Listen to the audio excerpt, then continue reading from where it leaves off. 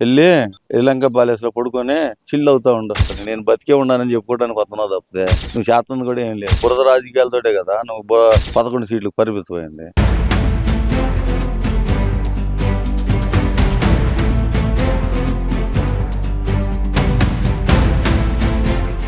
అమరావతికి ఏదైతే గనక రాష్ట్రపతి ఆమోద ముద్ర కూడా అయిపోయింది. కానీ వైసీపీ నాయకులు మాత్రం అది ఇంకా మావి గన్నులే అంటున్నా మాట్లాడుతున్న మాటలు ఎలా చూడాలంటారు? తోపులు పెట్టుకోండి గన్నులు కాకపోతే అవి ఉంటాయి కదా, ఇంతకు ముందు కిల్లాల మీద ఉండే కదా గన్నులు, అదే ఏమంటారు తోపులే అనేది. మీరు పెద్ద తోపులు కదా, మీరు ఏం పీకుతారు అనేది తర్వాత చూద్దాం. ఆ తోపులు పెట్టుకొని అవి ఎప్పుడు ఆల్రెడీ తుబ్బట్టిపోయినాయి, ఆ తోపులతోటి పని చేయండి. అంతకు మించి ఏం చేస్తారు మీరు?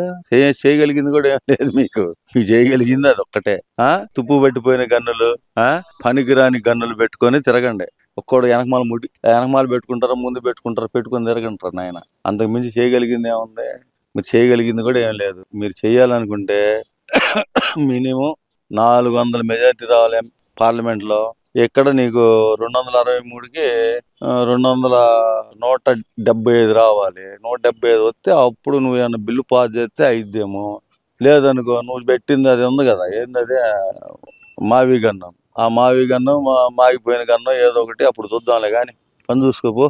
మావి కంటే మంచిది రాష్ట్రానికి. ఇదైతే కనుక లక్షల కోట్లు తీసుకెళ్లి బురదలో పోయటమే కదా అంటున్నారు కదా. మరి నువ్వు పోసిన బురద ఇప్పటికే కడుక్కోవడానికి చచ్చిపోతున్నారు జనం, 5 కోట్ల మంది. బురద రాజకీయాలతోటే కదా నువ్వు 11 సీట్లకు పరిమితమైంది. అంతేనా లేదా? నేను అన్నది కాదు, నువ్వు చేసిందే. నీ బురద కడుక్కోవడానికే వస్తున్నారు ఇక్కడ జనం. ఇంకో ఏం బురద కడుగుతావులే కానీ పో. వెళ్ళి శ్రీలంక ప్యాలెస్ లో పడుకొని చిల్ అవుతా ఉండు. ఏదో ఒక మాట చెప్పావు, అవి కేఏ పాలన్నా నయం, ఏదన్నా కొంచెం సబ్జెక్ట్ అన్న మాట్లాడదు. నీకు ఆ సబ్జెక్టు లేదు, నీకు ఇచ్చేవాళ్ళు లేరు. నీ కోటరే నువ్వు పీకేది కూడా ఏం లేదు. నాకు తెలిసిందైతే అది.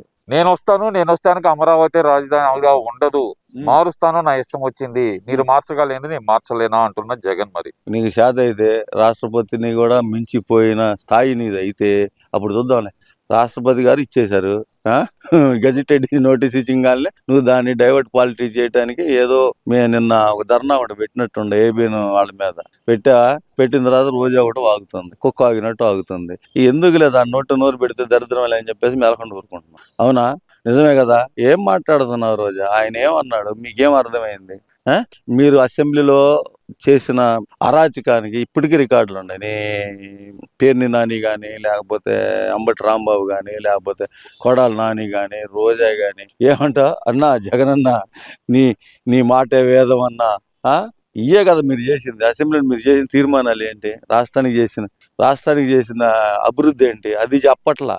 ఇక్కడ అసెంబ్లీ జరిగితే రాష్ట్రంలో ఏ నియోజకవర్గానికి ఎన్ని నిధులు రావాలి, ఏ విధంగా డెవలప్ చేసుకోవాలని చెప్పి జరుగుతుంటే మొక్క స్థుతి అంటే మాట్లాడతాడు. ఒకటి కాదు 100. ఏది నువ్వు డైరెక్ట్ గా ఇదే మాటలు ఆడకొచ్చి అసెంబ్లీకి వచ్చి మాట్లాడితే ఎంత బాగుండు.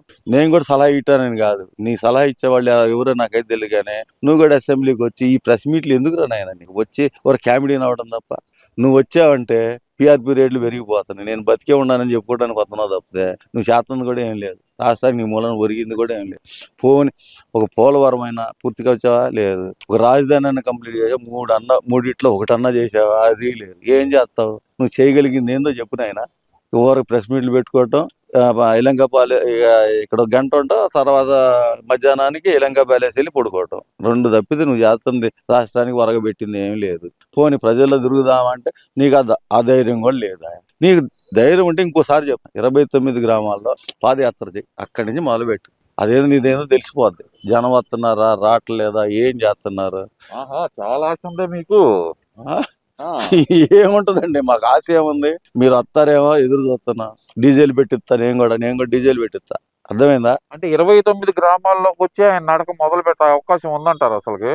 ఏమో నాకేం తెలుసు. నేను డీజిల్ పెట్టిస్తానన్నా నా డబ్బులతోటి. నీకెందుకంత భయం? అంటే డీజిల్ అంటే మీరు ఏ ఉద్దేశంతో అంటున్నారు? 29 గ్రామాల్లో నడిస్తే కనుక తిరిగి వెళ్తాడంటారా? నాకేం తెలుసు.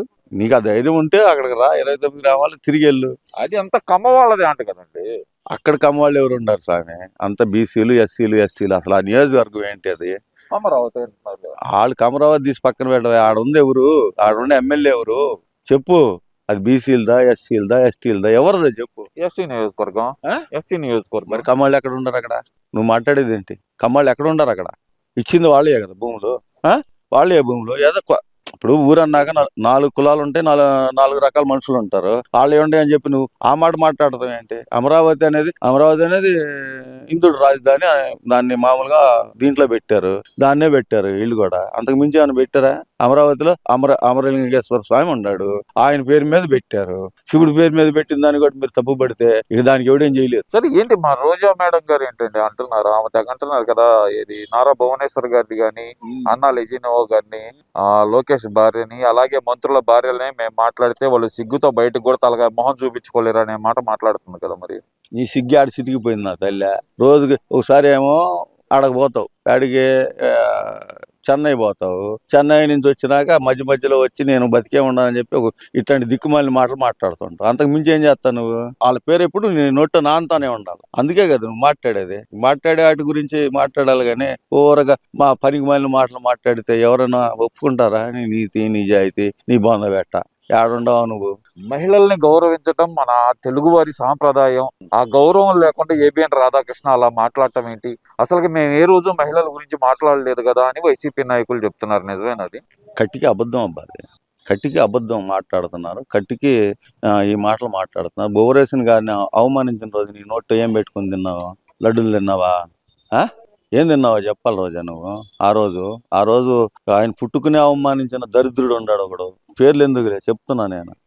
ఇన్ని దరిద్రపు మాటలు మాట్లాడి మొన్న భువనేశ్వరి గారిని తిడితే అంబటి రాంబాబు, ఆ మాట నేను అనకూడదులే.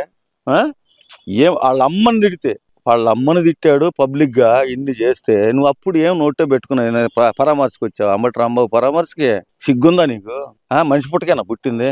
ఊర పంది తిన్నట్టు తింటావు, బురదలో పొల్లాడుతావు. అంతకు మించి నువ్వు చేయగలిగింది ఏం లేదు. బురద రాసుకోవటం నీకు అలవాటు, రాసుకో, బ్రహ్మాండంగా రాసుకో. ఈ వీడియో నచ్చితే లైక్ చేయండి. అలాగే మా ఛానల్ ని ఫస్ట్ టైం కనుక చూస్తున్నట్టయితే ఇప్పుడే సబ్స్క్రైబ్ చేసుకుని పక్కనే ఉన్న గంట సింబల్ ని యాక్టివేట్ చేసుకోండి. అప్పుడే మేము పెట్టే ప్రతి వీడియో మీకు నోటిఫికేషన్ గా వస్తుంది. అలాగే ఈ వీడియో పూర్తిగా చూసినందుకు ధన్యవాదాలు.